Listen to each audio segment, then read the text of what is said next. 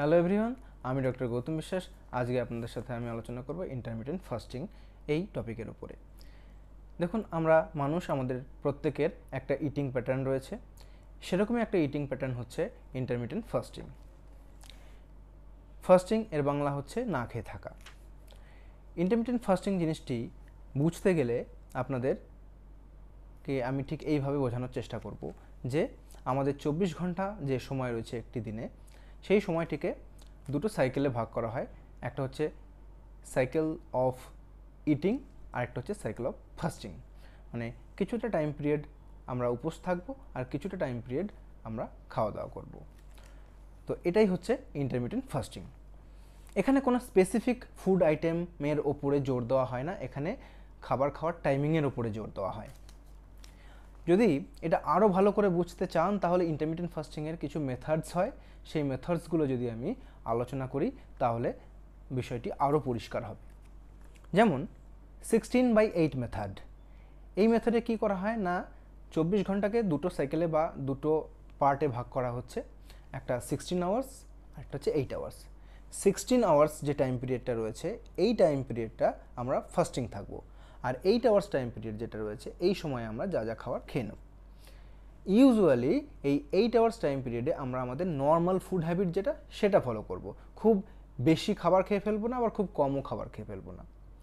আর 16 ঘন্টার যে টাইম পিরিয়ডটা রয়েছে, যে সময়টা আমরা ফাস্টিং বলছি বা উপোস থাকাকালীন বলছি, এই সময়টা উপোস মানে কোনো ক্যালোরি আমরা নেব না, তবে জল খেতে পারি, ব্ল্যাক কফি খেতে পারি, অ্যান্ড টি উইদাউট সুগার আমরা খেতে পারি।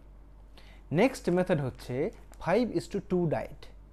এখানে কি করা হয় না, সপ্তাহে 5 দিন আপনি খাওয়া দাওয়া করবেন আপনার নর্মাল প্যাটার্ন মেনটেন করে, এবং সপ্তাহে 2 দিন, সে 2 দিন কিন্তু পরপর 48 ঘন্টা এরকম নয়, কিন্তু মানে 24 ঘন্টা। আপনি 2 দিন খাবার খেলেন, 24 ঘন্টার একটা উপোস করলেন, আবার 2 দিন খাবার খেলেন, 24 ঘন্টার উপোস করলেন, এরকম। তো 7 দিনে দুটো 24 ঘন্টা আপনি উপোস থাকবেন, বাকি 5টা 24 ঘন্টা আপনি আপনার নর্মাল ডায়েট প্ল্যান ফলো করবেন। এটাকে 5:2 ডায়েট বলা হয়। নেক্সট মেথড হলো ইট স্টপ ইট। এখানে কি করা হয়, এখানে অকেশনাল একটা 24 আওয়ারের উপোস বা ফাস্টিং পিরিয়ড ইনক্লুড করা হয়, যে সপ্তাহে আপনি 7 দিনের মধ্যে একটা 24 ঘন্টা আপনি উপোস থাকবেন। ওকে।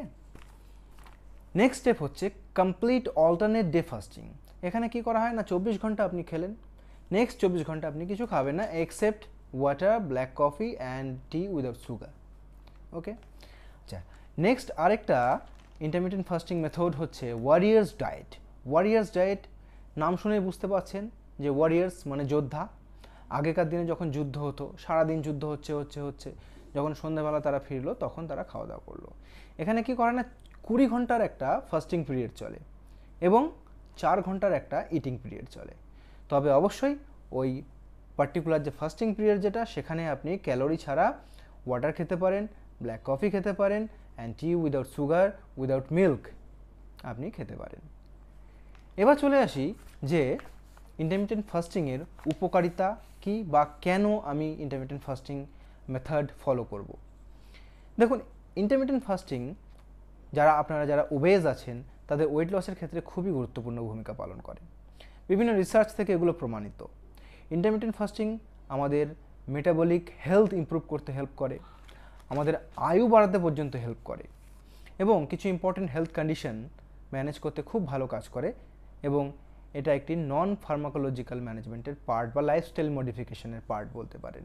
যেমন obesity, insulin resistance or diabetes mellitus, বিভিন্ন রকমের কার্ডিয়াক ডিসঅর্ডার্স, কিছু ক্যান্সার এবং অ্যালজাইমার্স ডিজিজ। এবার চলে আসি যে ইন্টারমিটেন্ট ফাস্টিংয়ের কোনো লিমিটেশনস আছে কি না। লিমিটেশনস তো থাকবেই। যেমন ধরুন প্রেগনেন্ট উইমেন, এদের ক্ষেত্রে কিন্তু ইন্টারমিটেন্ট ফাস্টিং একদম ফলো করা যাবে না।